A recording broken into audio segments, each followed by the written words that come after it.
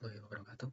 Perkenalkan, saya Raka Harga Satya Maharika dari Teknik Robotika dan Kecerdasan Buatan dengan 16323105. Di sini saya akan menjelaskan mengenai eh, latihan tugas di mata kuliah di learning mengenai materi transfer learning, di mana diberikan kode dan diminta untuk modifikasi agar akurasi bisa meningkat.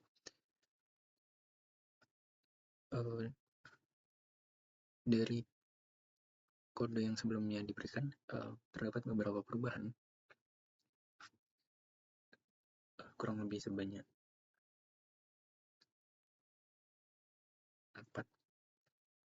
5.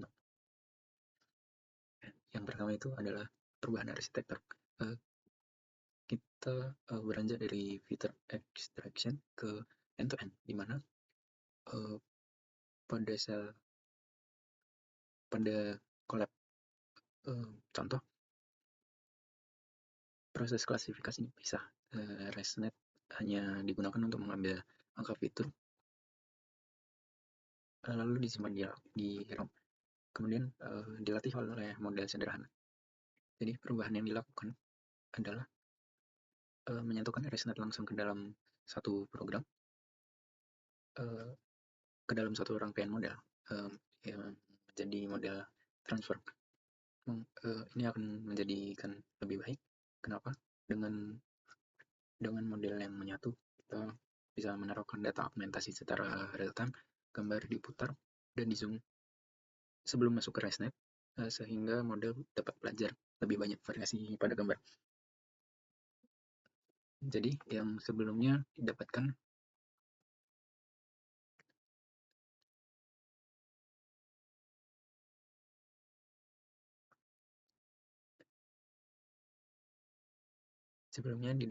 akurasi sebesar 86%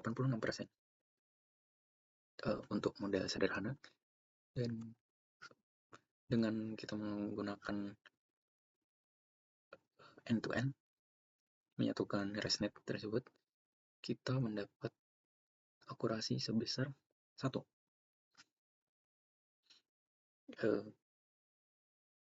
Alasannya adalah yang tadi saya jelaskan. Yang kedua, kita menggunakan sinkronisasi output untuk mengatasi error shape mismatch, di mana ketika menjalankan program ini akan terjadi error dikarenakan kodenya mengubah label menjadi 2 kolom, one hot encoding, tapi model hanya memiliki satu output, yaitu dense 1 dengan binary cross entropy. Jadi kita mengubah menggunakan softmax dan juga angka yang disesuaikan dan menggunakan kategori cross entropy, walaupun itu hanya melakukan klasifikasi antar dua jenis benda atau dua kelas. Yang kemudian kita melakukan efisiensi layer menggunakan global average pooling. Kode sebelumnya di sini contohnya menggunakan flatten untuk mengubah data 3D dari ResNet menjadi 1D sebelum masuk ke bagian klasifikasi. Jadi perubahan yang dilakukan adalah menggunakan global average pooling 2D untuk mengurangi jumlah parameter secara drastis, yang membuat model jauh lebih ringan dan secara otomatis bertindak sebagai regulator untuk mencegah adanya overfitting. Kemudian yang keempat itu menggunakan two-phase fine tuning, di mana kode asli hanya melakukan tahap pelatihan singkat 2 atau 10 epoch yang biasanya seringkali belum cukup untuk mencapai titik akurasi. Jadi Yang perubahan yang dilakukan adalah membagi pelatihan menjadi 2 fase, yaitu fase warm up, yang mana model melatih hanya bagian ujung model sementara, dengan ResNet dikunci. Ini agar model tidak, istilahnya tidak kaget untuk menerima data yang baru. Kemudian fase fine tuning itu dengan cara membuka ResNet dan melatihnya kembali dengan learning rate yang sangat kecil.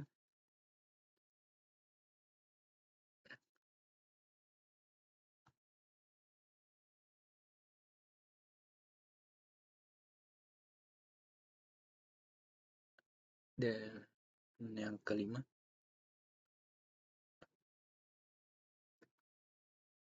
jadi kesimpulannya adalah perubahan yang paling signifikan adalah transisi dari ekstraksi fitur ke sistem end-to-end transfer learning dengan menyinkronkan layer output ke format categorical cross entropy yang tadinya menggunakan binary cross entropy dan menerapkan fine tuning two phase fine tuning atau fine tuning 2 tahap,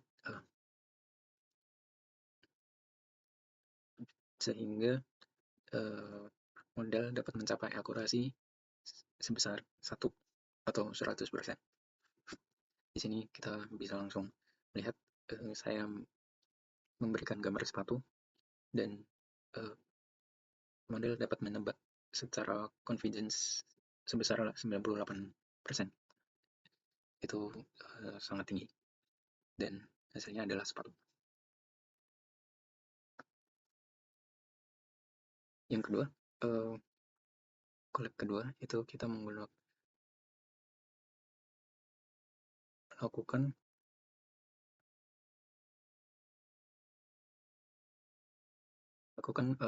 convolutional neural networks atau CNN dengan yang mana untuk mengklasifikasikan raut wajah mulai marah, jijik, takut, happy, sedih, surprise, dan netral, dimana kita akan membuat CNN from scratch. Terus yang kedua akan menggunakan data augmentation untuk meningkatkan size yang akan di training, dan kemudian akan menggunakan transfer learning untuk customize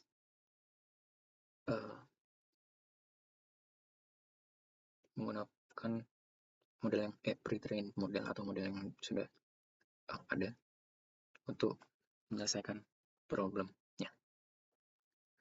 Pertama, kita menggunakan CNN yang dibuat secara from scratch. Ini diberikan dataset berikut visualisasi datasetnya.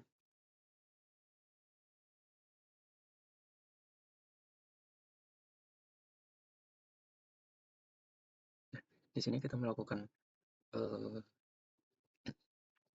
CNN secara manual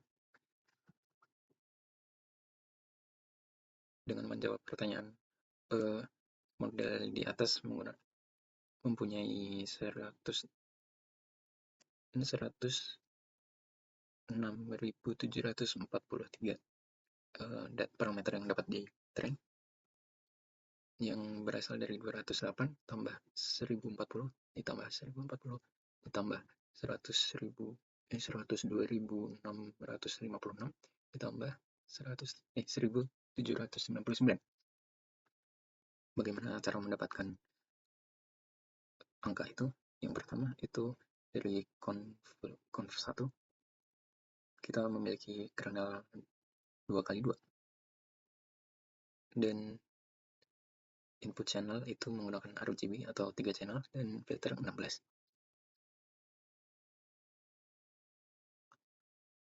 Kemudian kita menggunakan rumus yaitu sebagai berikut, dan dihitung 2 dikali 2 dikali 3 dikali 16 dapat dihasilkan 208. Kemudian yang kedua itu conv2 atau convolutional 2, didapatkan dari kernel 2x2 dan input channel 16 dan filter 16, kemudian dikalikan dan didapatkan hasil 1040. Begitu juga yang ketiga dari conv3, kurang lebih sama dengan yang kedua. Kemudian yang keempat ada dense 1. Dengan rumus ini, input berasal dari layer flatten yang memiliki 400 unit yang berasal dari 5x5x16 dari hasil max pooling terakhir, di mana input units 400 dan output units 256 yang kemudian akan dikalikan dan ditambah outputnya menjadi 102.656. Dan yang terakhir ada output, yaitu layer terakhir untuk klasifikasi 7 kategori yang emosi. Kita menggunakan input units sebanyak 256, output units 7, nanti target kelasnya. Kemudian perhitungannya sama seperti sebelumnya, 256 dikali 7 dan dikali output lagi mendapat 1799, dan kemudian jika ditotal hasilnya akan mendapat nilai sebanyak ini. Dan kita melakukan training dan evaluation,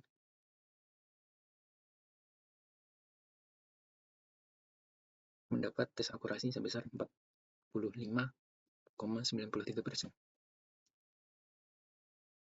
Problem 2, wider and deeper models. Kita menggunakan model biasa.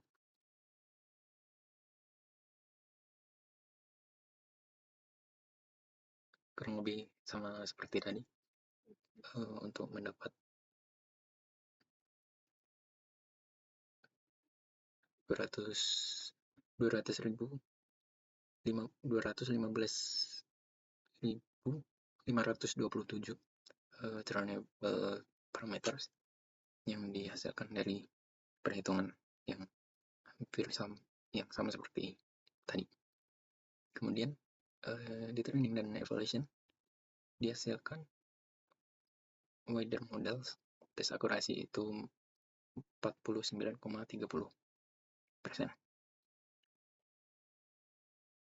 Ini menunjukkan bukti overfitting, terjadinya overfitting lebih signifikan daripada model biasa.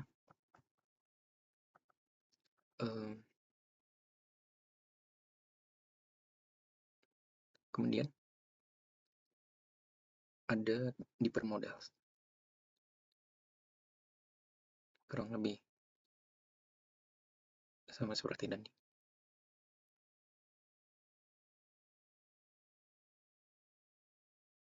Jadi wider models berarti menggunakan jumlah filter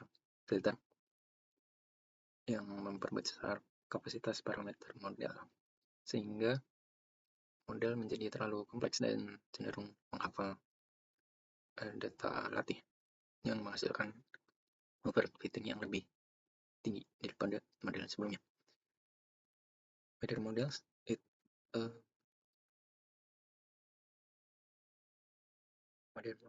ini deeper models maksudnya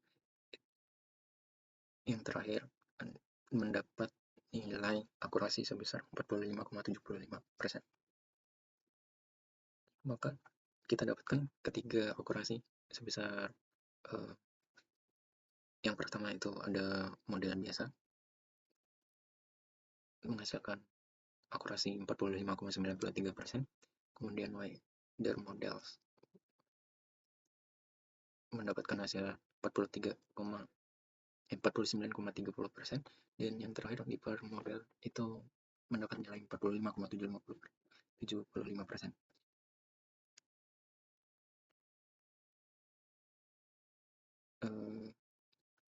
Berdasarkan perbandingan akurasi pada tes widening memberikan performa yang lebih baik sebanyak 49,30% dibanding model awal. Sebaliknya, jika memperdalam model atau deepen model, justru memberikan performa yang lebih rendah daripada model sebelumnya. Kemudian pada dataset resolusi rendah menggandakan jumlah filter menjadi 32 pada wider model, meningkatkan kapasitas ekstraksi variasi fitur spasial secara paralel. Dan pada dipermodel penambahan layer dense 256 neuron secara drastis memperbesar jumlah parameter di ujung klasifikasi, sehingga model menjadi terlalu kompleks dan mengalami overfitting terhadap train model, sehingga gagal melakukan generalisasi pada data uji. Problem 3 itu data augmentation, di mana kita akan mencoba data augmentation untuk meningkatkan akurasi.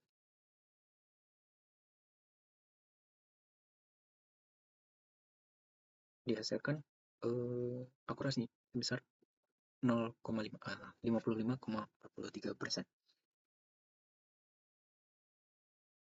Penerapan data augmentation itu berfungsi sebagai teknik regulasi yang efektif untuk mencegah model bergantung pada orientasi, posisi, atau skala spesifik, di mana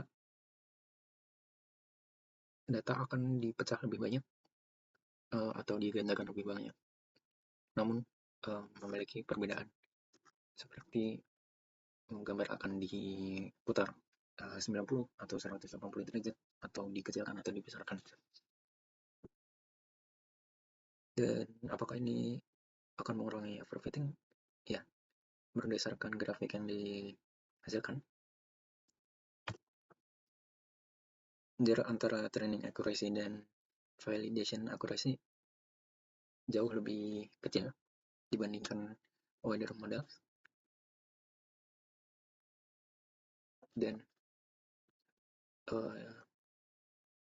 ini menandakan model belajar mengenali pola fitur secara umum, bukan hanya menghafal data latih atau bisa disebut overfitting. Kemudian apakah data juga meningkatkan tes set akurasi?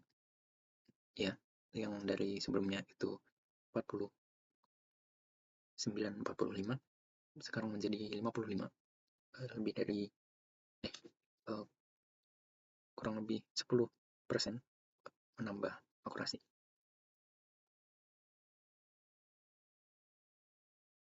Kemudian problem 4 yaitu transfer learning dan fine tuning. Di sini kita akan menggunakan 3 skenario. Yang pertama base transfer learning atau tanpa fine tuning, hanya menggunakan transfer learning. Yang kedua itu some fine tuning, menggunakan sedikit fine tuning, dan yang ketiga itu menggunakan fine tuning secara penuh. Yang pertama kita menggunakan no fine tuning, dihasilkan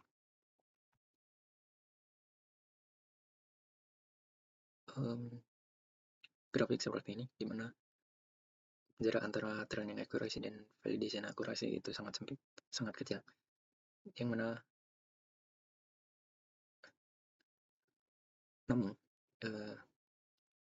jika kita lihat tes akurasi kita mendapat 0,378 atau 37,81%. Dilihat dari confusion matrix, kita dapat menyimpulkan bahwa model seringkali salah sangka untuk menduga wajah happy. Performa model sangat rendah dan gagal membedakan kelas dengan baik berdasarkan confusion matrix. Sementara disgust itu hampir sama sekali tidak terprediksi atau sama sekali tidak terprediksi.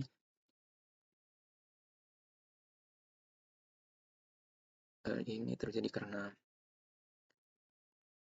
fitur filter ekstraksi, fitur VGG19 masih sangat berpusat pada objek umum beresolusi tinggi atau ImageNet, dan tidak sensitif terhadap fitur mikro wajah manusia yang pada resolusi yang sangat rendah, atau jika kita lihat tadi menggunakan 48 kali 48 pixel. Jadi ini membuktikan bahwa fine tuning diperlukan untuk mengkalibrasi ulang bobot. Yang kedua itu menggunakan fine tuning, some fine tuning,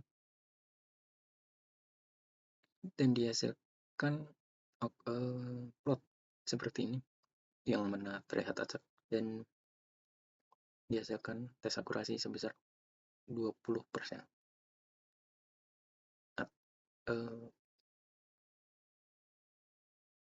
Berdasarkan confusion matrix ini, model mengalami prediction collapse di mana tebakan terpusat hanya kepada kelas happy dan sad, sementara kelas angry, disgust itu sama sekali tidak terprediksi. Yang hal ini disebabkan oleh catastrophic forgetting, di mana lapisan dense yang belum terlatih secara sempurna mengirimkan gradien yang terlalu agresif ke lapisan blok akhir yang baru dibuka. Jadi akibatnya bobot pre-trained justru rusak secara fatal sebelum sempat beradaptasi dengan dataset wajah. Yang terakhir, kita menggunakan fine tuning. Kita mendapat nilai tes akurasi sebesar 61%, 61,31%, di mana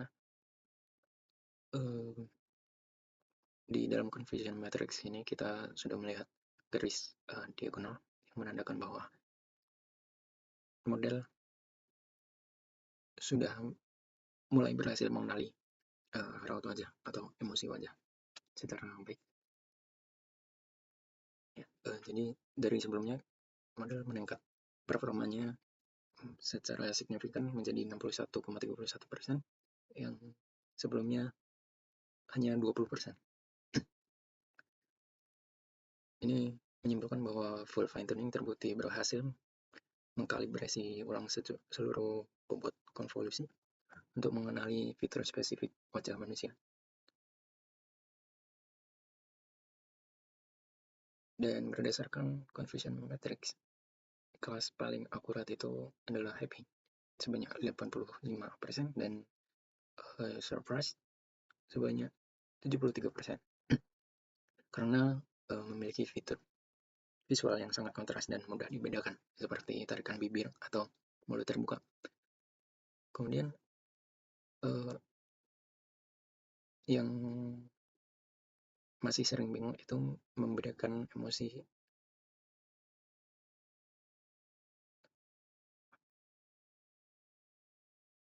dengan tarikan otot wajah yang mirip. Jadi banyak kelas yang salah diprediksi sebagai set, terutama neutral.